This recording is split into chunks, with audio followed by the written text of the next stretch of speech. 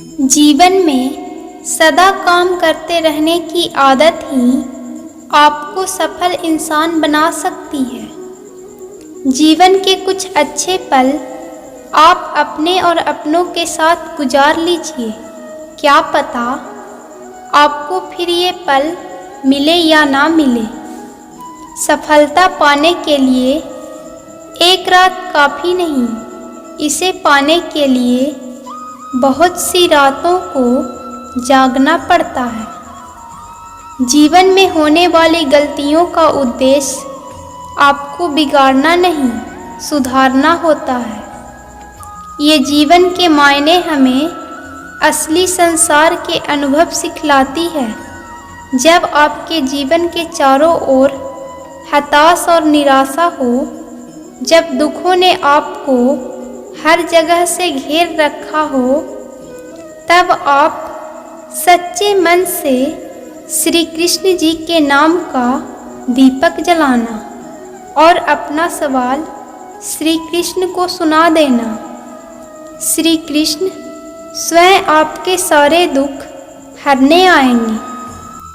मनुष्य अपने सच्चे हृदय से जो दान दे सकता है, वो अपने हाथों से नहीं दे सकता।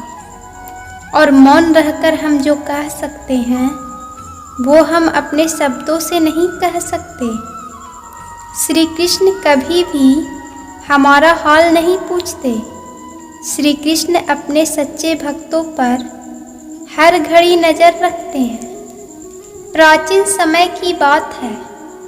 एक राज्य में एक राजा राज्य करता था। उसका राज्य खुशहाल था। धन धान की कोई कमी नहीं थी। राजा और प्रजा खुशी खुशी अपना जीवन यापन कर रहे थे। एक वर्ष उस राज्य में भयंकर अकाल पड़ा। पानी की कमी से फसलें सूख गई। ऐसी स्थिति में किसान राजा को लगान नहीं दे पाया। लगान न प्राप्त होने के कारण राजस्व में कमी आ गई और राजकोष खाली होने लगा। यह देखकर राजा चिंता में पड़ गया। हर समय वो सोचता रहता कि राज्य का खर्च कैसे चलेगा। अकाल का समय निकल गया। स्थिति सामान्य हो गई, किंतु राजा के मन में चिंता घर कर गई। हर समय उसके दिमाग में यही रहता कि राज्य में पुनः अकाल पड़ गया तो क्या होगा। इसके अतिरिक्त भी अन्य चिंताएं उसे घेरने लगी। वो बोले, राजन, तुम्हारी चिंता की जड़ राजपाट है। अपना राजपाट अपने पुत्र को देकर चिंता मुक्त हो जाओ। इस पर राजा बोला, गुरुवर, मेरा पुत्र मात्र 5 वर्ष का है।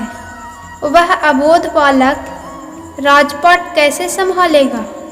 तो फिर ऐसा करो, अपनी चिंता का भार तुम मुझे सौंप दो।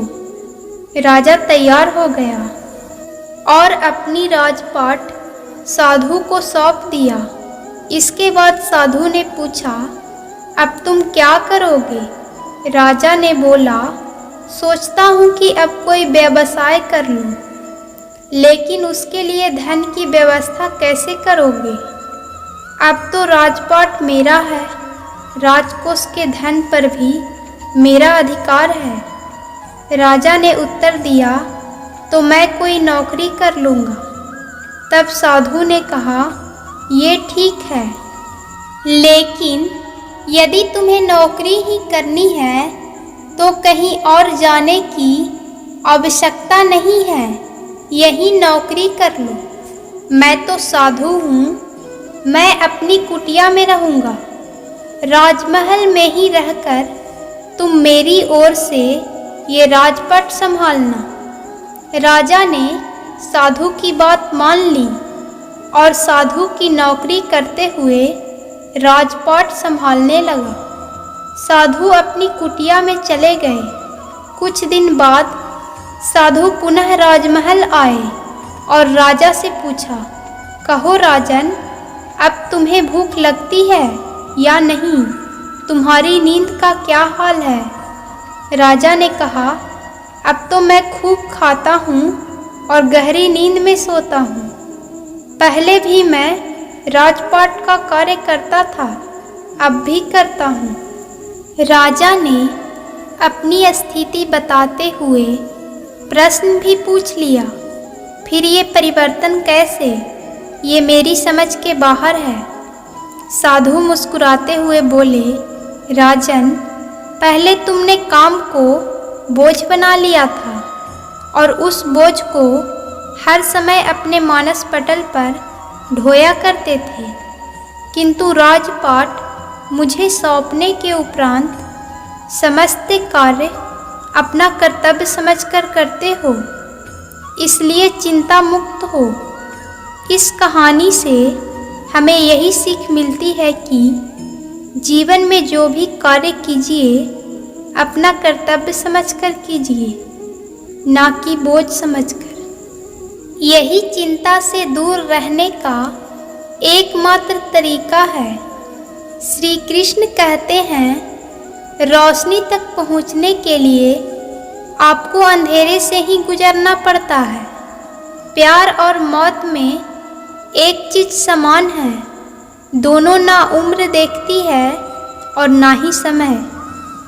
इतना तो मकड़ी भी अपने जाल में खुद नहीं उलझती, जितना आदमी अपने ख्यालों में उलझ जाता है।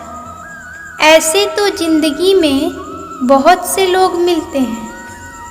ये दुनिया प्यार की सिर्फ बातें करती है, चलती तो सिर्फ अपने मतलब से ही है। सड़क कितनी भी साफ हो, धूल तो हो ही जाती है, और इंसान कितना भी अच्छा हो, कभी ना कभी उससे भूल हो ही जाती है।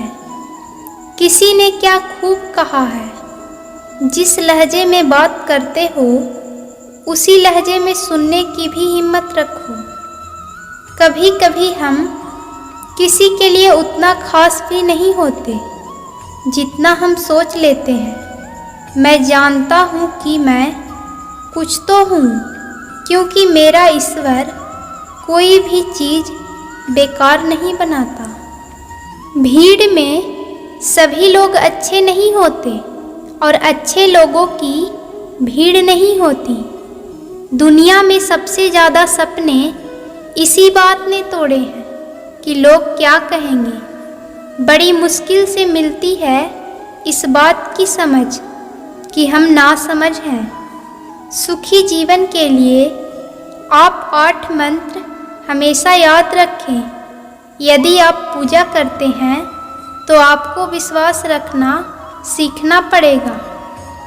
उड़ने में कोई बुराई नहीं है, आप भी उड़ें, लेकिन उतना ही जहाँ से ज़मीन साफ दिखाई देती हो। जिंदगी कितनी भी कठिन लगती रहे, आप हमेशा कुछ ना कुछ कर सकते हो और सफल हो सकते हो। जीवन की सबसे बड़ी खुशी उसी काम को करने में है जिसे लोग कहते हैं कि तुम नहीं कर सकते हो।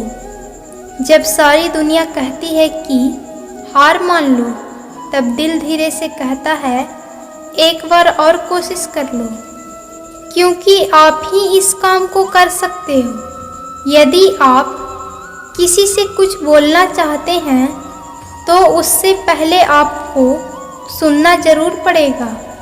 यदि आप कुछ लिखना चाहते हैं तो उससे पहले आपको समझना सीखना होगा। यदि आप कुछ खर्च करना चाहते हैं तो उसके पहले आपको कमाना सीखना होगा। हार मानने से पहले आपको कोशिश करना सीखना होगा, और रिश्ते बनाने से पहले आपको रिश्ते बनाना सीखना होगा। रोने से पहले याद रखिएगा, आपको हंसना सीखना होगा, और मरने से पहले आपको खुलकर जीना सीखना होगा। दर्द ना होता तो खुशी की कीमत ना होती। अगर मिल जाता सब कुछ चाहने से तो इस दुनिया में ऊपर वाले की ज़रूरत ना होती। लहजे कब तक मीठे रखने हैं आजकल ये ज़रूरतें तय करती है। जब मिलो किसी से तो ज़रा दूर का रिश्ता रखना। बहुत तड़पाते हैं अक्सर सीने से लगाने वाले। अपने से ऊपर वालों को देखो तो लगता है कुछ भी नहीं है हमारे पास। अपने से नीचे वालों को देखो तो लगता है बहुत कुछ है हमारे पास। जिंदगी में जो मिला है उससे नहीं होना तुम निराश, क्योंकि ईश्वर ने हमारे लिए सिर्फ वही चुना है जो है हमारे लिए खास। एक मिट्टी की मूर्तियाँ बनाने वाले ने ईश्वर से कहा, तू भी कलाकार है और मैं भी कलाकार हूँ। तूने मुझ जैसे असंख्य पुतले बनाकर इस धरती पर भेजे हैं। मैंने तेरे असंख्य पुतले बनाकर इस धरती पर बेचे हैं। पर हे ईश्वर, उस समय बड़ी शर्म आती है जब तेरे बनाए पुतले आपस में लड़ते हैं और मेरे बनाए पुतलों के आगे शीश झुकाते हैं। एक दिन दर्द ने दौलत से कहा, तू कितना खुशनसीब है, हर कोई तुम्हें पाने की कोशिश करता है। मैं कितना बदनसीब हूँ कि हर कोई मुझसे दूर जाना चाहता है। दौलत ने बहुत प्यारा जवाब दिया, खुशनसीब तो तुम हो जिसे पाकर लोग अपनों को याद करते हैं, और बदनसीब तो मैं हूँ जिसे पाकर लोग अपनों को भूल जाते हैं। ये दुनिया का नियम है, यदि प्यार चाहते हो तो प्यार देना पड़ेगा, यदि सम्मान चाहते हो तो सम्मान देना पड़ेगा। अगर आपको विश्वास चाहिए तो विश्वास देना पड़ेगा।